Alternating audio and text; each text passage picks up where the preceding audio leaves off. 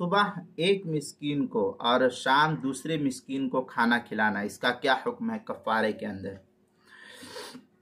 चुनांचे अगर कोई शख्स खाना खिलाकर ज़िहार का कफ़ारा अदा करना चाहता है तो सुबह जिन 60 मिस्कीनों को खाना खिलाया है शाम को भी उन्हीं खिला देना ज़रूरी है, उन्हें ही खिलाना ज़रूरी होगा। अगर शाम को दूसरे 60 मिस्कीनों को खाना खिला दिया तो कफ़ारा इस सूरत में अदा नहीं होगा।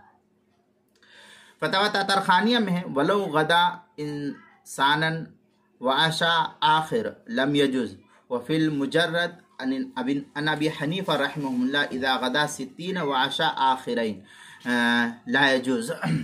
इस तरीके की इबारत जो है फतवा तातरखानिया किताबुत तलाक़ मसाइल मुहल्लिल वगैरह हाजिल नंबर 5 सफ़ा नंबर 182 मसला नंबर 7603 किताबुल मसाइल 5वीं जिल्द सफ़ा 335 पर भी इसको नकल किया गया है।